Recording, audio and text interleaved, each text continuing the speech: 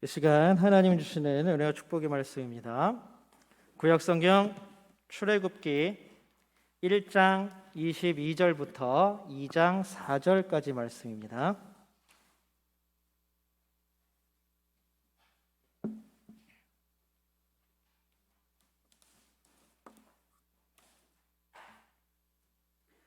출애굽기 1장 22절부터 2장 4절까지 말씀, 저와 여러분이 한 절씩 교독합니다. 제가 먼저 1장 22절 읽을게요.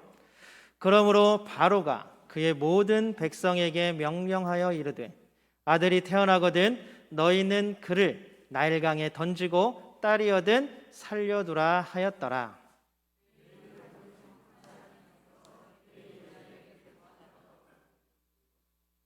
그 여자가 임신하여 아들을 낳으니 그가 잘생긴 것을 보고 석 달 동안 그를 숨겼으나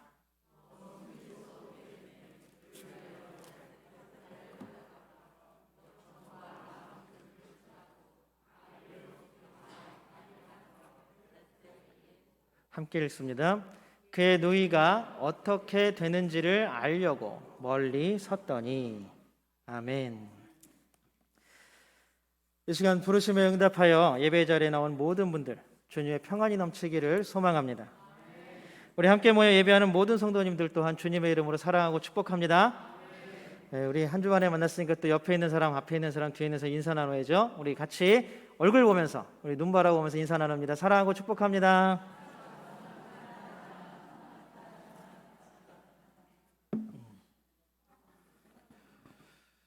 네, 처음 계획한 대로 됐어요. 이제 조금씩 제가 웃음소리가 나기 시작했어요. 인사는 웃으면서 하셔야 돼요. 주먹 꼭 쥐고 하시는 인사가 아니라 우리가 날마다 빌어주는 복이 우리 옆에 있는 사람, 앞에 있는 사람, 함께 예배하는 모든 동역자들에게 넘치기를 주님의 이름으로 축복합니다. 우리 시간 믿음의 고백 하나님께 올려드립니다. 우리 두 손을 하나님께 높이 들고 믿음의 고백 올려드립니다. 하나님 좋습니다. 감사합니다. 사랑합니다. 하나님이 하시면 무엇이든지 다 이루어집니다. 하나님 좋습니다. 감사합니다. 사랑합니다. 하나님이 하시면 무엇이든지 다 이루어집니다. 아멘. 하나님께 영광의 박수 올려드립니다.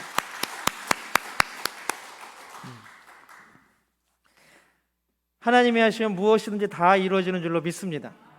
믿습니다. 믿음이죠. 우리 가운데 이런 믿음이 날마다 넘치기를 소망합니다. 그러나 우리가 생략된 단어가 하나 있죠. 하나님께서 하시면 무엇이든지 다 하나님의 뜻대로 이루어지는 줄로 믿습니다. 내 뜻대로가 아니라 누구의 뜻대로요? 하나님의 뜻대로 이루어질 줄로 믿습니다. OECD라는 경제개발협력국이라는 이 단체가 있어요. 23개의 나라가 가입해 있습니다. 많이 들어보셨죠? 뉴스나 신문 같은 데 많이 나오잖아요. OECD에서 2009년부터 지금도 쭉, 작년에는 코로나 때문에 조사를 했는지 안 했는지 모르겠어요. 발표가 안 됐어요.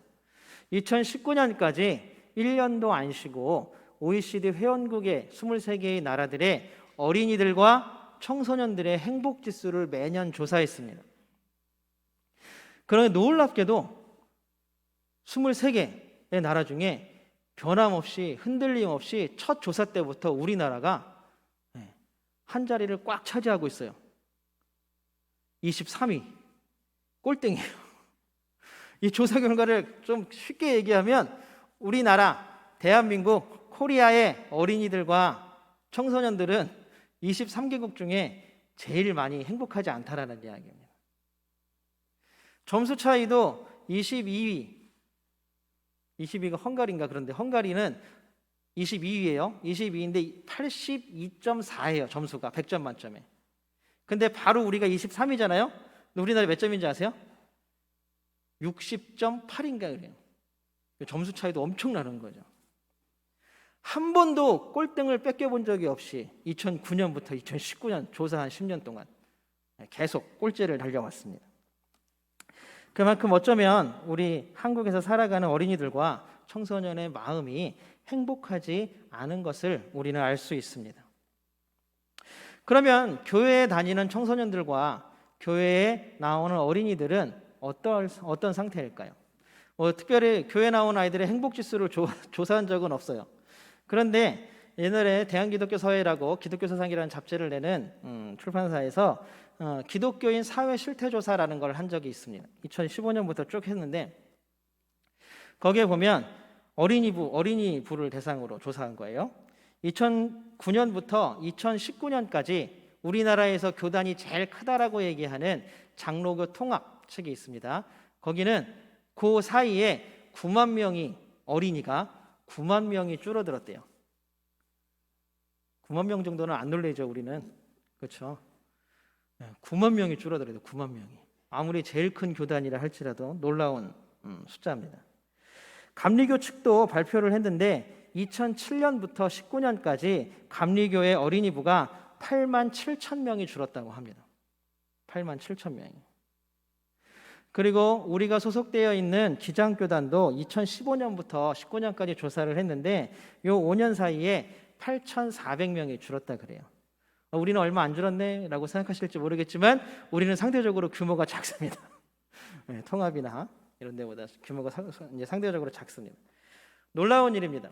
물론 출산율이 줄어들고 있기도 하지만 그만큼 이제 교회가 아이들과 청소년들을 그들의 마음들을 위로하거나 받아주지 못한다라고 하는 반증이기도 합니다. 우리의 자녀들이 교회를 떠나고 있다라는 이야기예요. 자녀들의 신앙을 지키는 것이 이제 너무나 어려운 일이 되어가고 있습니다. 저희 아이들도 사실 내가 목사가 아니면 아이들이 어떻게 될까라는 걱정과 근심도 생기기도 합니다. 다행이라는 생각도 들고. 그럴 만큼 아이들에게 신앙을 물려준다는 일이 너무도 힘들고 어려운 일이 되어가고 있습니다. 우리 여기 앉아서 예배 드리시는 성도님들, 자녀들과 손주들은 어떻습니까? 지금 삶을 행복하게 살고 있습니까? 당사자가 아니니까 우리 대답할 수가 없죠.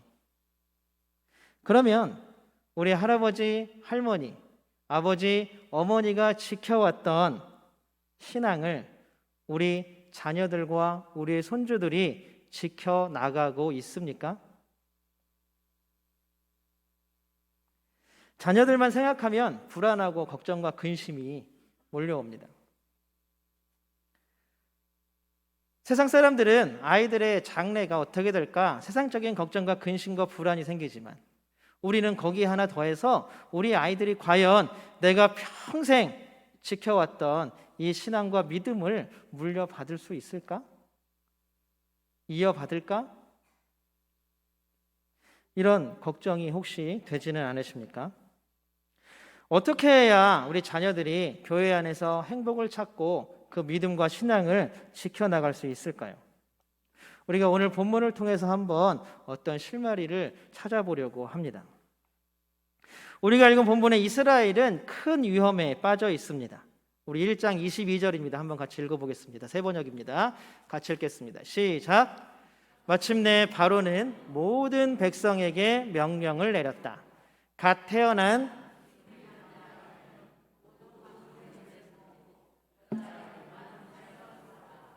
아멘. 놀라운 일이죠. 히브리인의 아들들은 모두 죽여라. 여기서 무슨 남녀 차별이고 이렇게 얘기하시면 안 돼요. 이유가 뭘까요? 이유가 1장에 나오는데 이유도 사실 너무 어이없어요. 요셉을 알지 못하는 왕이 이집트의 왕이 되었습니다. 그랬더니 이 왕이 이 히브리인이 두려운 거예요.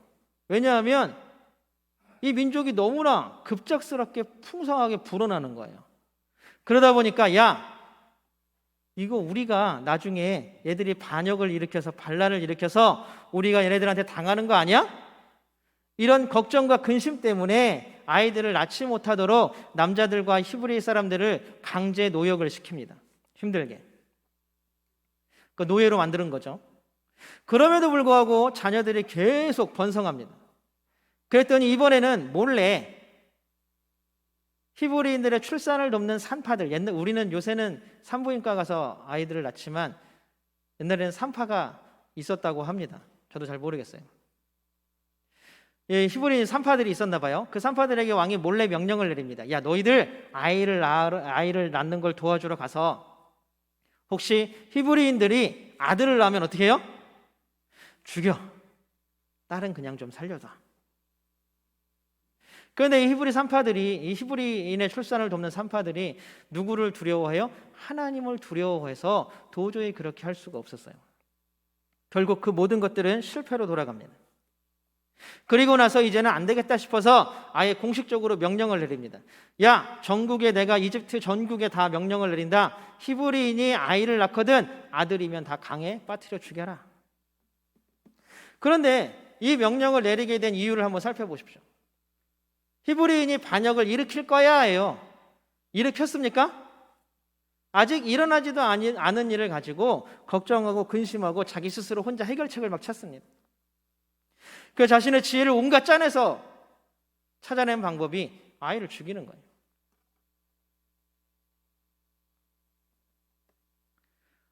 우리의 삶을 한번 생각해 보십시오. 한번 부모의 입장에서 한번 생각해 보세요. 우리 아이들을 바라볼 때 우리 마음에 생기는 걱정과 근심과 불안들을 한번 생각해 보십시오. 우리가 걱정하고 근심하고 불안하는 일들이 일어나 있는 일입니까?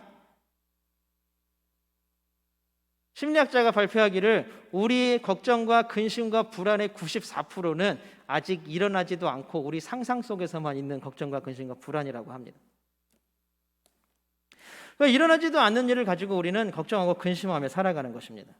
야, 얘가 공부 잘해야 되는데, 얘가 시험을 잘 봐야 되는데, 얘가 좋은 대학에 가야 되는데, 취업을 잘해야 되는데, 좋은 가정 끌어야 되는데, 이런 걱정과 근심 때문에 잠을 한숨도 못 이루는 부모들도 많이 있습니다.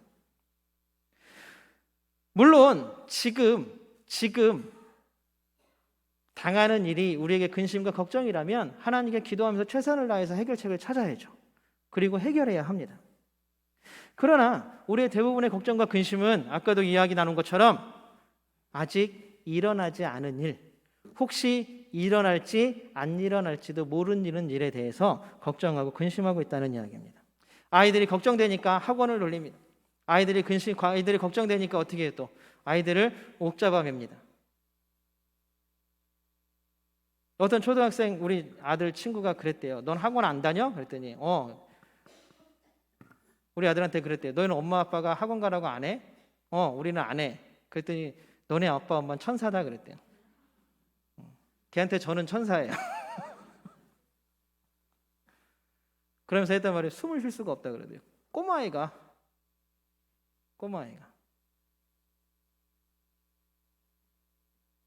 말도 안 되는 명령으로 지금 걱정과 근심이 미래에 벌어질 일이 아니라 현재의 상황으로 닥친 사람이 있습니다. 바로 오늘 아이를 낳은 부모입니다. 우리 2장 2절 한번 같이 읽어보겠습니다. 2장 2절 세 번역으로 한번 읽어보겠습니다. 시작. 그 여자가 임신을 하여 아들을 낳았는데 그 아이가 하도 잘생겨서 남이 모르게 3달 동안이나 길렀다. 몰래 기른 이유가 뭐래요? 잘생겨서. 모세가 얼마나 잘생겼는지 모르겠어요. 근데 이거는 그냥 잘생겨서 길렀다라는 것도 그냥 진짜 잘생겼나 보다 이게 아니라, 근데 옛날 우리말에 그런 말이 있다 그래요. 곡식은 남의 곡식이 더 풍성해 보이고 자녀는 내 자녀가 더 예뻐 보인다고 합니다. 내 자녀니까 더 잘생겨 보이는 거예요. 내 자녀니까 사랑하기 때문에 명령대로 죽이지 못하고 숨겨서 기르는 것입니다. 일어나지도 않는 왕의 걱정과 근심에 어린 명령으로 지금 아이를 품에 안은 엄마는 고민과 근심과 걱정이 현실이 되어버린 삶을 살고 있습니다. 3절은 아이가 자라니까 더 이상 그 아이를 숨겨서 키울 수 없다라고 기록하고 있습니다. 현실적인 문제의 어려움은 더 이상 어찌 해볼 수 없는 방법이 없을 때 일어납니다. 만약에 문제가 생겼는데 그걸 해결할 수 있는 방법이 있다면 걱정과 근심이 없죠. 별 문제가 없습니다. 하지만 어떤 문제가 딱 닥쳤는데 이것을 해결할 수 있는 방법이 도저히 떠오르지도 않고 있지도 않는다면 얼마나 고통스러운 일이겠습니까? 왕의 명령에 아이를 바라보는 부모의 마음이 그렇지 않았을까요? 부모는 이제 결심하고 결단하고 문제를 해결하기 위해서 자기가 지금 닥쳐있는, 자기에게 지금 주어져 있는 이 문제를 해결하기 위해서 행동에 들어갑니다. 여러분이 만약에 이런 부모의 입장이라면 어떻게 해결하시겠습니까? 어떻게 이 아이를 살릴 수 있을까요? 오늘 이 어머니가 선택한 방법을 한번 찾아보겠습니다. 3절입니다. 같이 한번 읽어볼게요. 3절입니다. 시작. 그러나 더 이상 숨길 수가 없어서 갈대 상자를 구하여다가 역청과 송진을 바르고 아이를 거기에 담아 강가의 갈대 사이에 놓아두었다. 더 이상 숨길 수가 없어서 아이를 상자에다 놓고 강가에다 이렇게 올려놨대요. 부모가 마지막으로 찾아낸 방법이 기껏 상자 하나 만들어가지고 자기 자식을, 생떼기 같은 자기 자식을 그 갈대밭, 강, 물이 막 넘치는 그 갈대밭 사이에다 놓아두는 거, 이것밖에 방법이 없는 거예요. 생각해 보세요. 물이 만조가 되어서 강이 떠오르면 그 갈대 상자는 어디로 흘러갈지 모릅니다. 혹시 그 갈대밭을 어슬렁거리는 짐승이나 아니면 이집트 사람이 발견할 수도 있습니다. 이게 발견되는 게 왜 문제냐 하면 나중에 이제 우리가 계속 읽다 보면 이 아이를 구해주거든요. 근데 딱 이집트의 공주가 뚜껑을 열고 이 아기를 보자마자 뭐라 그러냐 하면 히브리 사람의 아이구나 그래요. 그냥 보면 티나는 거예요. 어떻게 그냥 이집트 사람이라고 우길 수도 없는 거예요. 그런 아이가 혹시 다른 사람에게 발견될 수도, 그런 위험이 있을 수도 있습니다. 이런 모든 위험이 있는데도 엄마는 아이를 그냥 그 갈대밭에 탁 놓아두는 거예요. 너무하지 않아요? 아이를 포기한 걸까요? 이제는 더 이상 못하겠다. 그런데 우리가 3절 말씀을 잘 읽어보면 이거는 포기가 아니라 구원의 사건임을 우리가 분명히 알 수 있는 말들이 하나하나씩 나옵니다. 우선 갈대상자라는 말을 한번 보겠습니다. 상자라는 말은 히브리어로 테바입니다. 테바. 한번 보여주세요. 오늘은 히브리어가 안 깨졌네, 그렇죠? 예쁘게 생긴 글씨죠? 테바. 상자를 테바라 그래요. 그런데 이 테바라는 말이 이 성경에서 다른 곳에서도 또 쓰였습니다. 어디냐 하면 바로 창세기 6장 14절입니다. 우리 한번 같이 읽어볼까요? 창세기 6장 14절입니다. 같이 읽겠습니다. 시작. 너는 잣나무로 방주 한 척을 만들어라. 하나님께서 노아에게 방주를 만들라고 하시는 거예요. 그런데 여기서 막 비가 떨어질 때 하나님께서 구원의 상징으로 주신 이 방주가 히브리어로 뭐냐면 테바예요. 테바. 놀랍지 않으십니까? 왜 아무도 놀라시는 분이 없어요? 하나님의 은혜는 이렇게 큰데요. 그 홍수 가운데에서도 생명들을 건져주시기 위해서 주신 그 방주가 히브리어로 테바입니다. 그런데 오늘 아이를 갈대숲에 딱 놓아둔 그 상자도 이름이 뭐예요? 테바입니다. 테바. 하나님의 구원의 의지가 그 상자에 가득 담겨 있다고 할 수 있습니다. 단어뿐만이 아니라 오늘 한번 방주와 갈대상자를 만드는 방법도 두 개가 똑같습니다. 우리 창세기 6장 14절과 출애굽기 2장 3절을 한번 천천히 순서대로 읽어보겠습니다. 창세기 6장 14절입니다. 시작. 역청을 안팎에 칠하여라. 출애굽기 2장 3절입니다. 역청과 송진을 바르고. 물론 누가 그 기술이 그거밖에 안 되니까 그랬겠지라고 하면 할 말은 없죠. 그렇죠? 그러나 놀라운 것은 이 역청을 왜 바르냐 하면 물이 스며드는 것을 막기 위해서 바르는 거예요. 놀라운 하나님의 구원의 역사가 바로 이곳 테바에서부터 시작된다는 것을 믿으시기 바랍니다. 하나님께서는 우리를 구원하시는 분이시지 우리를 포기하지 않으시는 분이십니다. 더 은혜가 되는 것은 사실 이 방주와 이 상자가 움직이는 원리입니다. 거대한 방주, 조그만 아기가 들어가는 상자가 움직이는 방식이 똑같아요. 우리 창세기 17장 18절을 먼저 볼까요? 창세기 7장 18절입니다. 같이 읽습니다. 시작. 방주가 물 위로 떠다녔다. 여러분 성경에서 방주 만드는 거 보면 방향키가 없어요. 방주에는 방향키가 없어요. 노도 없어요. 여러분들 혹시 어디 다니다가 방주에 혹시 노가 있거나 방향키가 있는 거 보시면 저 성경대로 못 그렸구나라고 생각하시면 돼요. 방향키가 없기 때문에 노아가 어디 막 바람이 이렇게 부니까 야 좌로 우로 이렇게 조정할 수가 있을까요? 없을까요? 없어요. 아까 그냥 창세기 7장 18절의 말씀대로 떠다니는 거에 불과합니다. 그냥 무서워서 키를 어떻게 틀지도 모르고 노를 어떻게 저을지도 몰라서 그랬을까요? 쉽게 말하면, 우리 간단히 말하면 하나님께서 방주를 책임져 주신다라는 사실입니다. 하나님께서 우리의 인생을 책임져 주실 줄로 믿습니다. 우리를 구원하셨기 때문에 이끌어 가시는 줄로 믿습니다. 그러면 갈대상자 또 다른 태반은 어떨까요? 출애굽기 2장 3절 아까 읽었던 구절입니다. 같이 읽겠습니다. 시작. 강가의 갈대 사이에 놓아두었다. 그냥 이렇게 놓아둔 거예요. 갈대 사이에다가 상자를 이렇게 놓아둔 거예요. 상자에 키가 있어요? 상자에 노가 있을까요? 닻을 달았을까요? 돛, 바람 따라 흘러가라고? 그게 있으면 뭐합니까? 상자 안에 들어가 있는 건 누구예요? 갓난아기잖아요. 갓난아기가 야 물살이 이렇게 부니까 키를 좀 다시 잡아야겠다, 노를 좀 져야겠다, 이렇게 할 수 있습니까? 없습니까? 없습니다. 이미 아이를 갈대밭에다 놓은 부모도 마찬가지입니다. 그 아이를 위해서 더 이상 개입할 수 있는 것이 아무것도 없습니다. 갈대상자 안에 있는 아기의 운명을 하나님께 온전히 맡긴 것입니다. 다시 말하면 아기의 모든 삶은 누가 책임져 주신다고요? 하나님께서 책임져 주시기를 간절히 구하는 마음이라는 것입니다. 오늘 주신 이 말씀이 우리에게는 참으로 중요합니다. 우리가 살아가는 이 시대에서 자녀를 또 손주들을 교육하는 방법이 정답이 있습니까? 없습니까? 없어요. TV에서 보면 막 학자들이 나와서 전문가들이 나와서 뭐 얘기하는데 어쩔 때 보면 이 사람이 얘기하는 거 저 사람이 얘기하는 거 반대되는 얘기를 막 할 때도 있어요.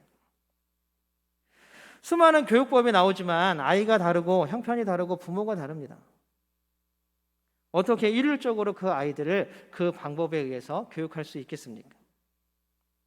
그리고 어떤 누가 자신이 자녀 교육의 전문가라고 자신할 수 있겠습니까?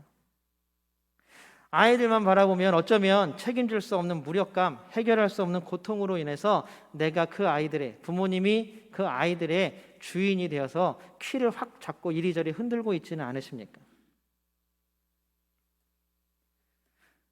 예전에 정혜신 박사의 강연을 교회에서 들은 적이 있습니다. 남편하고 이명수 박사님과 같이 왔었습니다. 우리나라에서 정말 유명한 심리학자죠. 그분들이 막 이런저런 얘기를 하면서 자녀 교육에 대한 얘기들도 막 했어요. 그때 어떤 집사님이 딱 손을 들고 질문을 했어요.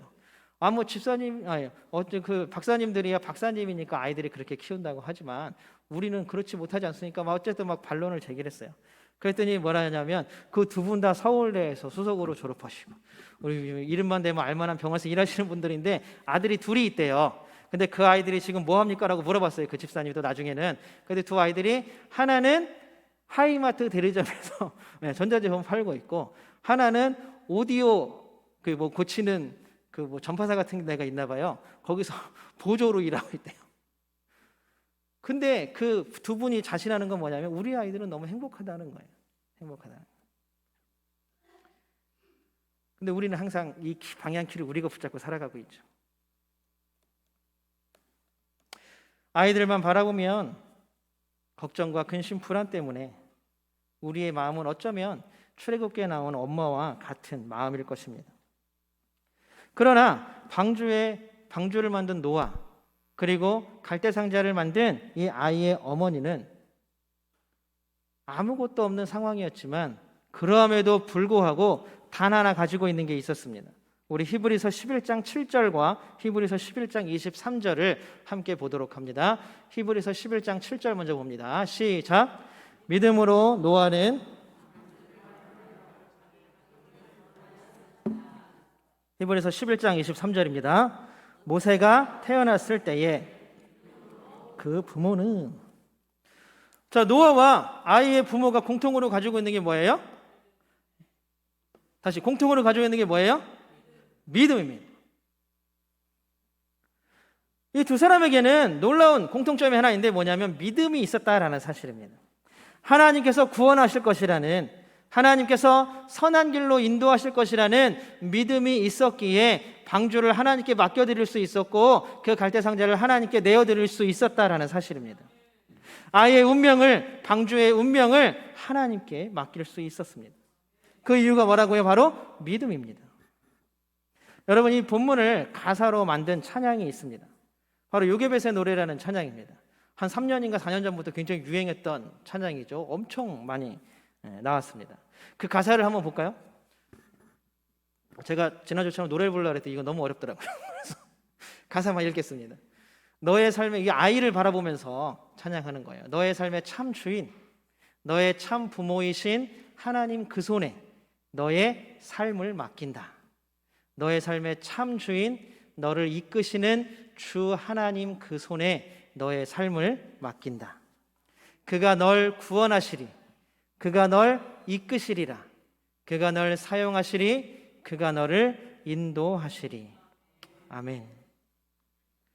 요게벳은 아이의 엄마는 아이를 방치하거나 포기한 것이 아닙니다. 하나님 손에 맡겨드린 것입니다. 하나님이 이 아이의 참 부모님이고 하나님이 이 아이의 삶의 참 주인이 되시고 이 아이의 삶의 모든 방향키를 누가 쥐고 계신 거예요? 하나님께서 쥐고 계시다는 것들을 인정하고 내어드리는 것입니다. 얼마나 생각해 보십시오. 믿음이 없으면 이런 행동이 나올 수가 없습니다. 정말 어려운 일입니다. 우리가 하나님 앞에 내어드리지 못하잖아요. 내어드리지 못하잖아요. 분당에 있는 큰 교회도 그게 청소년 사역하는 분이 얘기하는 거예요. 아무리 장로님 아들이고 권사님 아들이고 다 필요 없대요. 시험 기간만 되면 아무도 안, 그 큰 교회가 몇천 명씩 출석하는 중고등부 애들이 몇백 명씩 되는데 시험 기간 되면 10명도 안 나온대요.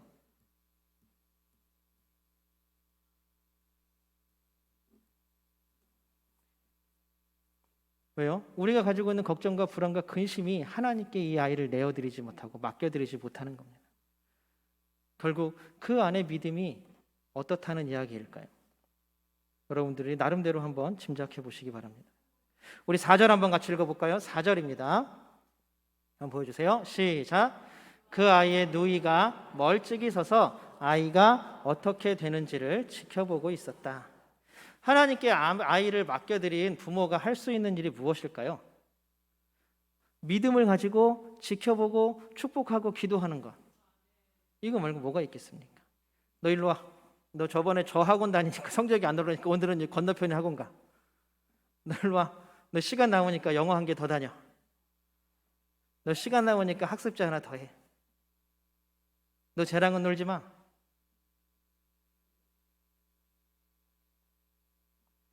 우리 자녀들의 삶의 참 주인이 누구이십니까? 하나님이신 줄로 믿습니다. 우리의 자녀들을 하나님께 맡겨주십시오.